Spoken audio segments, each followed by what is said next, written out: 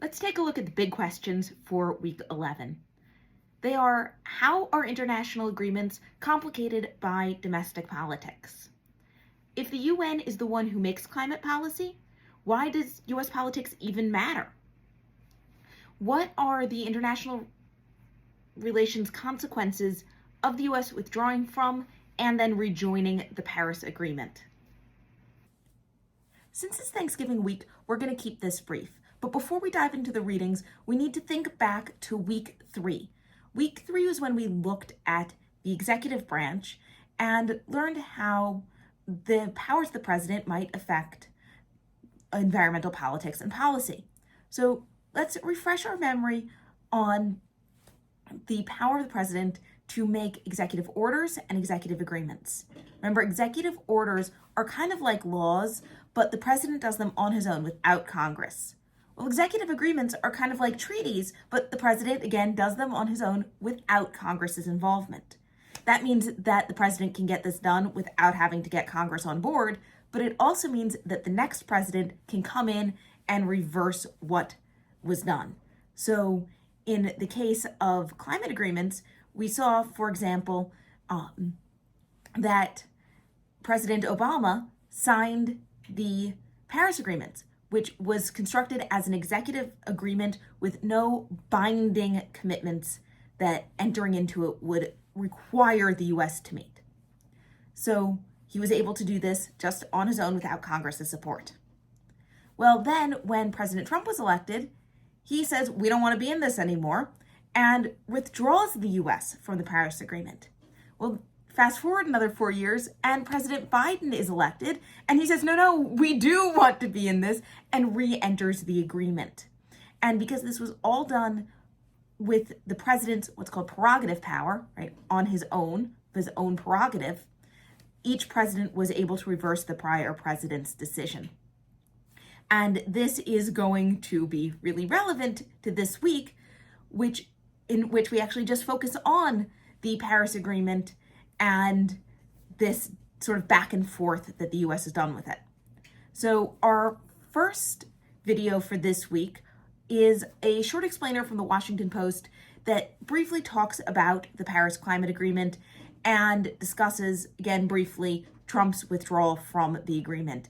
And it does note that only 2 other countries were non-signatories to the agreement and helps explain why that was the case, puts the US sort of withdrawal in that context. Now, it does not explain America's rationale for leaving. That is to say, it does not explain the Trump administration's rationale. Now, that rationale is in part captured by a really famous quote from his speech announcing the US withdrawal from the Paris Agreement. He said, I was elected to represent the citizens of Pittsburgh, not Paris.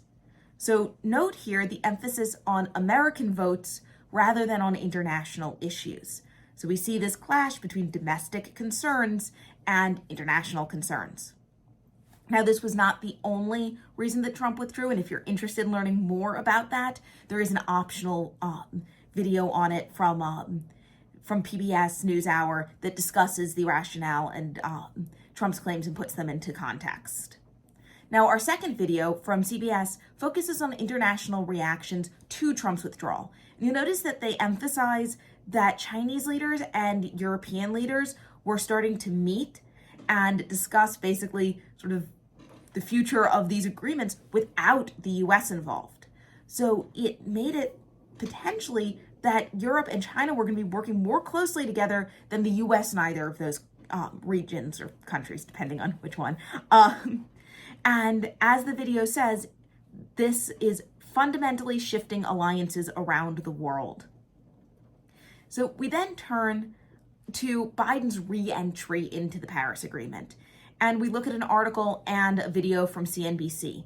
And the article is going to discuss the logistics of how the US actually rejoins and the commitments that rejoining is going to require. Because the thing is we know that the Paris Agreement was non-binding in a way, right? It required countries to make certain commitments and to meet certain goals, but those goals were non-binding and were able to be set country by country and acted on country by country. Now, because the Trump administration had not been acting on them and had ultimately withdrawn the US from the Paris Agreement, it meant that the Biden administration felt they actually had to set further reaching goals than the Obama administration had, because we're further down the road with this. And the article also stresses that in addition to setting these actually stronger goals, the US was really going to need to rebuild trust on the international stage. These other countries were going to have to be able to trust our commitment to these goals and to the agreement. The video then stresses the importance of the US setting and meeting these new targets in order to build back its reputation. And one reason they say the US needs to build back its reputation in this is because the US would then be able to pressure other countries to fulfill their commitments, right? If the US isn't meeting our commitments, how can we pressure other countries to meet theirs? And this idea that we could set really strong standards and then force, by this sort of lead by example, convince others to follow that example, is based on the US sort of rebuilding its reputation. Now, the rest of the materials this week are optional. I've already mentioned that one discusses Trump's rationale for leaving the climate agreement and puts this into some context. Another is about the sort of more politics of Trump's decision and what political concerns he was likely thinking of when he made this withdrawal. Finally, there's just another video on other aspects and the sort of more straightforward what's going to happen as the U.S. withdraws. So those three videos, all from PBS NewsHour, discuss these different aspects of the Trump administration's choice to leave the Paris Agreement. And again, the sort of claims, the consequences, and then the politics involved. Now, the other reading is not related to that. It's actually domestic politics in other countries, right? Because obviously US politics matter, but so do the politics in other nations. And we're going to look briefly in this optional article at the politics of climate change in Europe.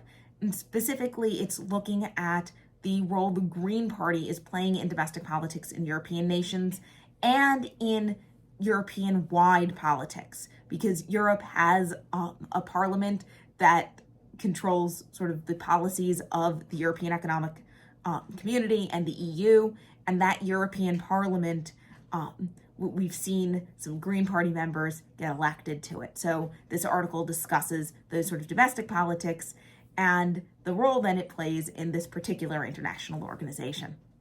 Takeaways for this week are that because the UN doesn't have any power to enforce international climate agreements, it's the responsibility of each member country to enforce those agreements in their own country.